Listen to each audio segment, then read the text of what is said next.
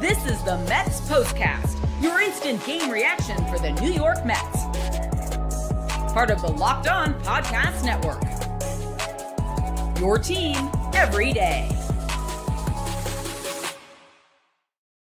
The New York Mets host a power party, slug 4 home runs, and they take the opener from the Chicago Cubs by a final score of 7-2. A great night of offense, a great night of pitching, and a great opening act for a series with the Chicago Cubs. Welcome in to the Mets Postcast here on the Locked On Mets YouTube channel and in the Locked On Mets podcast feed. I'm your Postcast host, Chris Schubert, here with you after each and every Mets game throughout the course of the season. And boy, was tonight a good one. There are, over the course of a 162-game season, there are those series that you kind of soft circle, and maybe series that you don't expect to be important become important. And this one had that feel. That first series against Philadelphia certainly had that feel. Your first chance to go up against your NL East foe. And tonight had a very similar feel because you're going up against one of the other really great teams so far in the National League, the Chicago Cubs, atop the National League Central. And the Mets brought the bats, they brought the power, they dimmed the lights, they rose the apple. They did everything that you would love to see this offense do. Was a lot of fun to watch. And yes, the offense, the home runs, the power, that's what we'll be talking about tonight here on the show. This is what you'll be talking about. 4 home runs from the New York Mets, and it got started with, who else would you think to get it started? Francisco Lindor, his 4th leadoff home run of the season. Since the Mets moved him into the leadoff spot last year, this has just been a different baseball team. He has been a different baseball player. And as he goes, this entire team goes. It is just extraordinary to see him thrive in this leadoff spot and to start games. I mean, it's hard to lead off the game with a home run. He's done it 4 times already this season, and it just sets a tempo. Clay Holmes goes out there, and trust me, we'll discuss how good Clay Holmes was again tonight. Another quality start wrapped up for him. But he gives you a 1-2-3 first. You go into the dugout. Your first at bat as the home team, you hit a home run. You are already ahead of the game. You're already putting the other team on the back foot. And it's just so fun to watch this team do this on a semi-regular basis. And you just feel you get this confidence with how well they pitch overall as a team, that if they get these early leads and the offense is clicking the way that they are, they're unstoppable. They're a team that's going to win a lot of baseball games. We've seen it so far this season. Tonight, their 25th win of the season. But Lindor got it started, and it was home runs in the first 3 innings for this team because Baty wanted to join the fun. And not only did Baty want to join the fun, but he wanted to join the fun by taking a ball upstairs and driving it the other way. How often last year did we watch Baty struggle on those fastballs up and away or up and in where he's undercutting the baseball, he's swinging underneath it, and he's not making any good quality contact? This was a good adjustment from him in this at-bat. Just went with it, went upstairs, got it, took it the other way. Don't know how many times. I think Gary mentioned it on the broadcast. Maybe the second home run that Baty has hit to that part of the field, taking it the opposite way. And so that's a really encouraging thing to see as well from Baty. And then Jeff McNeil said, hold everybody, hold on. I want to join the party. I'll get involved. That made it 3-0. And then Juan Soto, he wanted to join the party. That was a no-doubter from Juan Soto, who is starting to heat up. We'll break down some of his numbers. And the numbers that I have don't include tonight's performance. So we'll tell you what he's been doing in the month of May before tonight. And then we'll talk about the night that he had as well. So just a great night across the board for the New York Mets offense. 13 hits, as I think where it ended up at, maybe 14 hits. I had to constantly or backspace and change the number of hits in the YouTube description as the Mets continue to stack up those hits in the 9th inning. They ended up with, I believe it was 14 in this one tonight, 13 hits after Soto drove in another run, his second RBI of the game there in the bottom of the 8th. But the offense all over the place, 4 home runs. The first time Jameson Taillon had given up 4 home runs. And this is normally what the Cubs do. They slug. They hit a bunch of home runs, and the Mets beat them at their own game tonight. And it was a really cool atmosphere and just another example of when this team clicks on all cylinders, how good it looks, and really how dominant they can be, right? With this offense, with this talent, they can get in front of anybody, and you feel really good with the starting pitching that they've been getting recently, especially tonight. You feel good about the back end of the bullpen, Reed Garrett, Edwin Diaz. You feel really good about the team's chances if they're holding on to a lead late. And in this one, they jumped out in front to a 5-0 lead, and you can almost put it on cruise control and let it just ride all the way to the finish. It was really nice to see the Mets be in cruise control tonight. I want to talk about the lineup because we last week kind of raised an eyebrow at Starling Marte hitting cleanup and the lineup construction of this team, and want to give credit where credit is due because I thought tonight was a perfectly crafted lineup, not just because of the results, the 13 hits, the 7 runs, but just look. You know what your top 3 guys are: Lindor, Soto, Alonso. Those 3, you write those in Sharpie every single day. But Nimmo getting a chance to be back in the cleanup spot. Alvarez bumped up, hitting in the 5th spot. Baty, the lefty, put up there in 6. And then you got Acuna and McNeil both in there. We champion for Acuna to be a regular everyday player. That has already started here in this series. They don't have a left-handed DH, so it feels like the get-out-of-jail-free card for Carlos Mendoza to be able to get both Acuna and McNeil into the lineup to get them regular at bats. And you saw again tonight just how good Luis Angel Acuna can be defensively. Had a nice double play turn. When was that? That was in the 3rd inning after the Mets had a 2-0 lead. 6-4-3 double play to get out of a mini jam there in the 3rd. And Acuna was at the center of that. He had a stolen base tonight.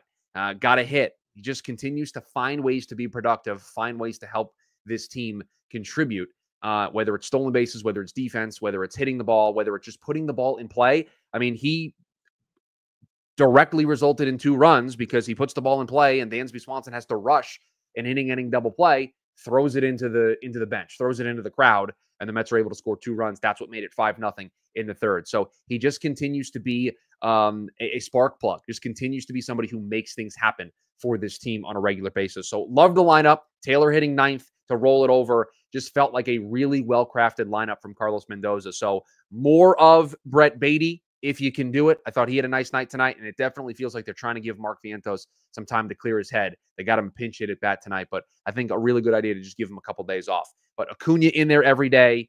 McNeil, if you want him to be in there as your left-handed DH, just this is the way you keep the guys who have been contributing, like Acuna, like Baty recently, how you keep these guys engaged, involved, and being able to contribute. So was a big fan of the way Carlos constructed the lineup tonight. And then they backed it up by going out there and scoring 7 runs. So it was a really great night across the board for this offense. We got to talk about the pitching. Clay Holmes was excellent again tonight. And yeah, let's do a deep dive into Juan Soto because he was great once again. And he's starting to heat up. His month of May numbers, they look like video game numbers. So it's been really fun to see the start that he's had to the month of May. So we'll get to all of that here on the other side.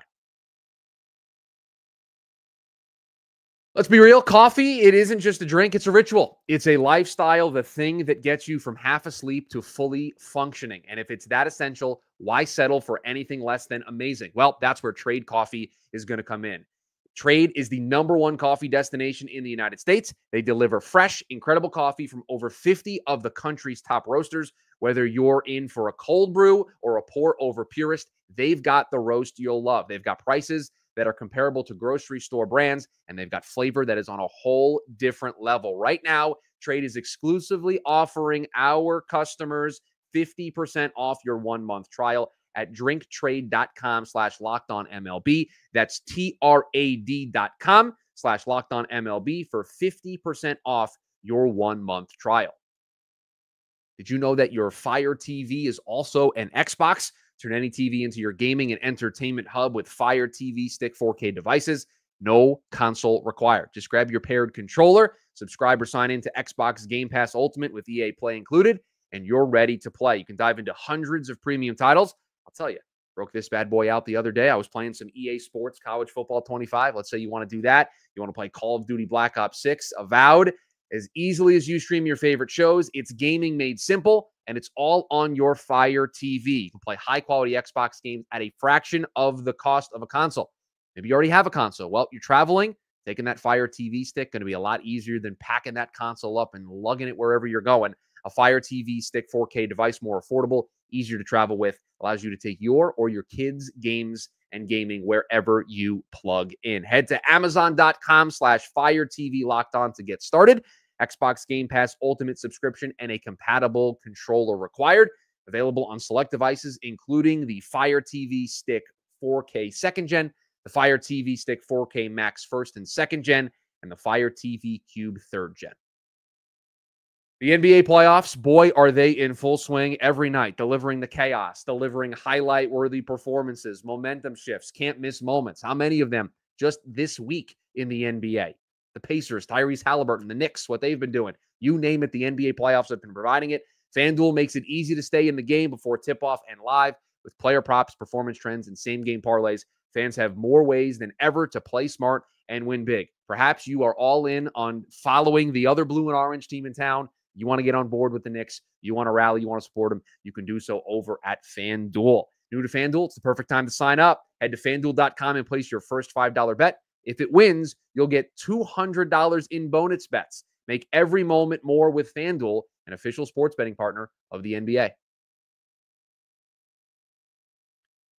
Back here on the Mets Postcast, the Locked On Mets YouTube channel, the Locked On Mets podcast feed. Appreciate all of you being here. Ray saying Acuna, Lindor, Soto, and Pete, your 4 must every day. Chris, I agree. We said this after the Diamondback series that Acuna deserves to be a part of that. I think you can extend that to Brandon Nimmo as well. Those 5 guys, I think, just need to be in this lineup on a regular basis. We'll get back to the offense. We'll talk about Juan Soto here in a second, but let's break down Clay Holmes, because for the 3rd time in his last 4 starts, Clay Holmes puts a QS in the stat sheet, another quality start. And just to show you how good of a run Clay Holmes has been on, the one non-quality start in these last 4, yeah, it was that rain delay game in Washington where he went 5 scoreless. And so the only thing that stopped him from a 4th straight quality start was, a couple of rain delays that limited his ability to go deep in that one. He was awesome again tonight. What I found was interesting, and I looked at StatCast during the game and after he came out.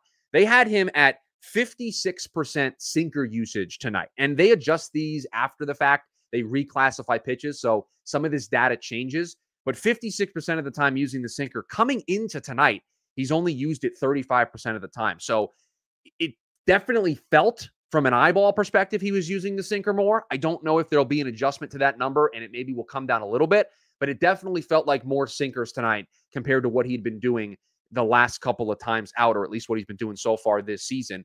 With the 6 innings tonight of 1-run baseball, lowered his season ERA to 2.74, and I don't think anyone's asking any questions anymore about Clay Holmes and his ability to be a starter. The Mets just excelled here. This was just a coup for them in free agency. They identified somebody that they thought they can mold into a starting pitcher, and they didn't just hit a single, a home run, a double. This is a grand slam. I mean, they knocked this out of the park with Clay Holmes, and you have to give credit to them for identifying him as a potential project to make a starter from a reliever, but you also need to give the credit to Clay Holmes.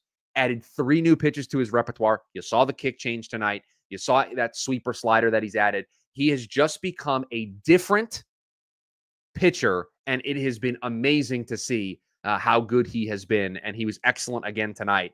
And it started early. It was a 1-2-3 first on 13 pitches. He got good defense, another caught stealing. Listen, we don't need to tell the rest of the league, but they should probably stop running on the Mets. Again, don't tell them that. We can keep that between us here as friends on the Mets Postcast, but just don't run on the New York Mets. You're going to get caught. They caught Pete Crow Armstrong tonight. It's just been great to see the defense behind the plate. And it doesn't matter who's back there. Alvarez, Torrens, they've both been excellent. They've turned what was a negative into a positive, into an advantage, into a just asset for this team, throwing out runners on the base pass. Worked out of some trouble in the 3rd.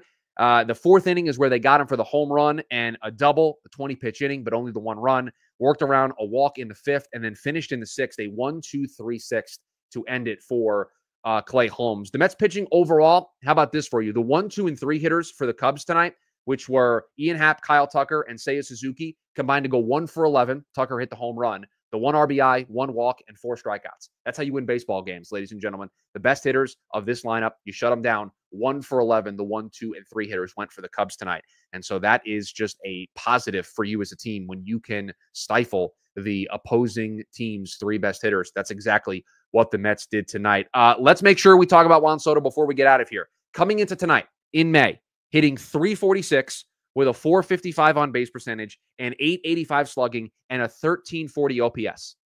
Ladies and gentlemen, that does not include a 2-for-4 night tonight that does not include the 2 RBIs, that does not include the home run, he is just turned a corner. He's a totally different player. He ended April.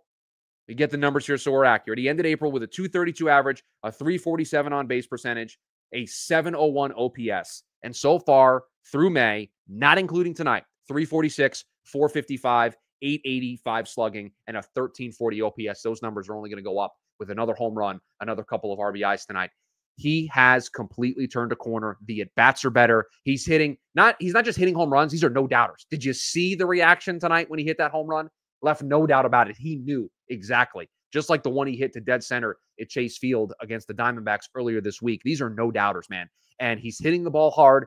Go look at his StatCast page. They're all red metrics. He has finally turned a corner. And as Bruce points out in the chat, Soto heating up just as Alonso cools down. We have a machine and still the best pitching in baseball. Bruce, you bring up a really good point because over the course of 162 games, you're going to have some guys that are hot. You're going to have some guys that are cold. And you want it to kind of balance. You don't want everybody to be hot at one time. You don't want everybody to be cold at one time. That's how you're able to rack up wins. That's how you're able to start the year 25-14. And so Alonso, after that excellent start, after carrying this offense, carrying this team, helping them get off to this excellent start, he's kind of slowing down a little bit. Well, Lindor hits a home run tonight.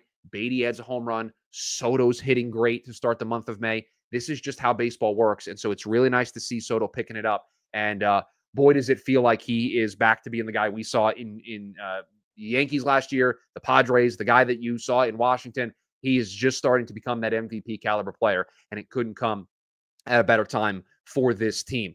The Mets, winners of 2 in a row. They will go for 2 straight series wins tomorrow. They'll go for win number 3 in a row. An interesting one. Tylor Megill on the mound for the New York Mets, but interestingly enough, it looks like the Cubs promoted their top pitching prospect, Cade Horton, so he's going to make his major league debut tomorrow. So for the diehard baseball fans, it's always interesting to see a pitching prospect, a top prospect in the game, make his debut. So it'll be interesting to see how the Mets advance scouting, what they have on Cade Horton, how long the Cubs want to allow him to go. So could be a really intriguing matchup tomorrow night for the New York Mets. Don't you worry. We will be right back here tomorrow night to break it all down as the Mets will go for 3 in a row, and they will go for a second straight series victory after going a little bit without one. So a power party tonight for the New York Mets. Bunch of people get involved. They hit 4 home runs. They have 13 hits. They jump on the Cubs early. They stay on them, and they cruise to a victory.